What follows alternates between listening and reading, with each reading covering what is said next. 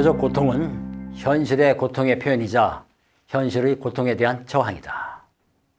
종교는 억압된 피조물의 탄식이며 심장 없는 세상의 심장이고 영혼 없는 현실의 영혼이다. 이것은 인민의 아편이다. 칼 막스의 헤겔 법철학 비판에서 한 구절 가지고 왔습니다. 배가 아프다는 사람에게 급한 나머지 감기약을 주면서도 위장약이라고 하면 그 사람은 그 약을 먹고서 속이 편해지기도 합니다. 맞지 않은 약인데 제대로 맞는 약이라고 믿으면 원하는 효과를 보게 되는데요. 잘 아시는 대로 위약 효과라고 합니다. 반대로 아무리 효과가 탁월한 명약이라도 제대로 나을까 하고 의심하면 원하는 효과를 보지 못하는 의약무효도 있습니다. 정반대이지만 모두 약 자체의 성능보다도 이에 대한 믿음이 그 효과를 더 크게 좌우한다는 것이죠. 약보다 믿음이 더 큰 힘을 발휘한다는 것입니다.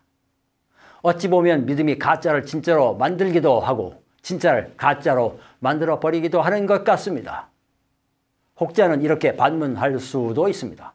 위약 효과라도 효과를 보면 좋은 게 아닌가? 라고 말이죠.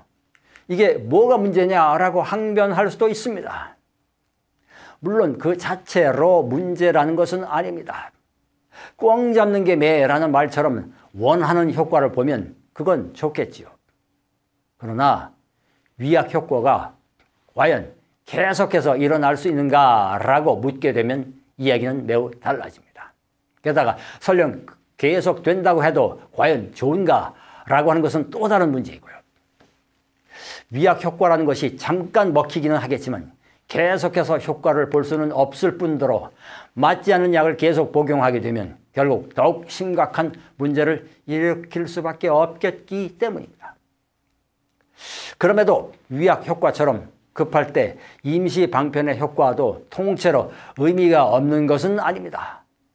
연속적으로는 아니더라도 간헐적으로라도 작동한다면 그 의미는 더욱 무시할 수 없을 테고요. 이처럼 믿음이라는 것이 참으로 오묘한 것임은 분명합니다. 그렇다면 이렇게 오묘한 믿음이 약에만 해당할까요?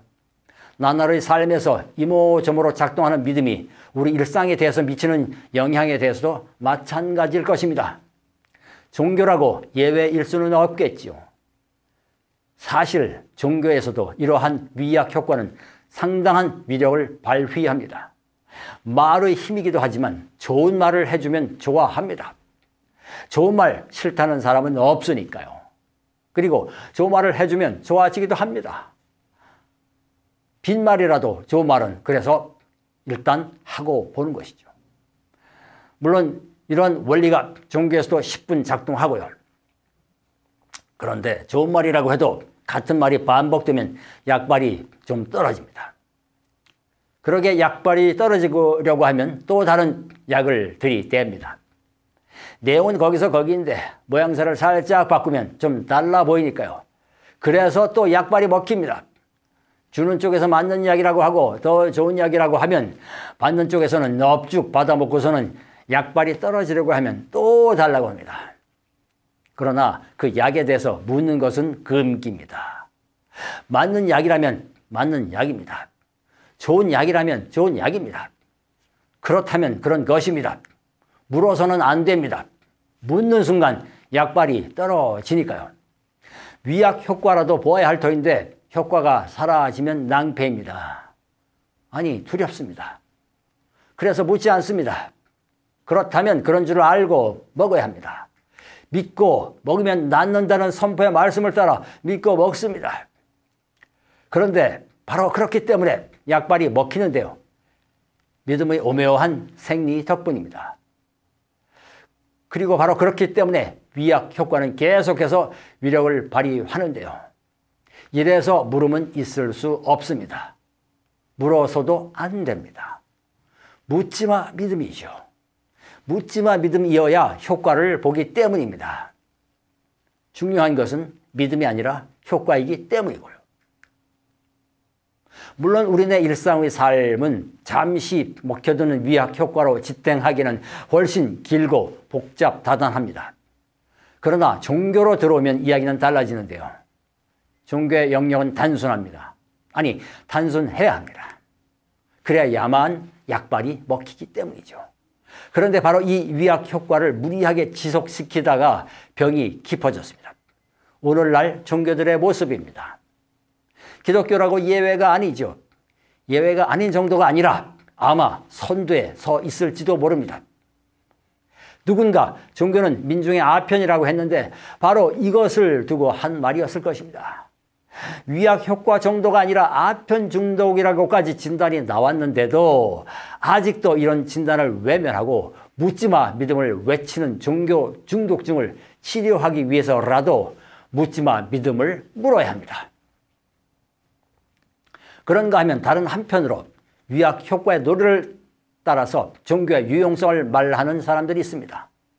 그들은 종교가 가르치는 것의 진위 여부는 덮어놓고 보험 드는 셈 치고 일단 믿어보라고 하는데요.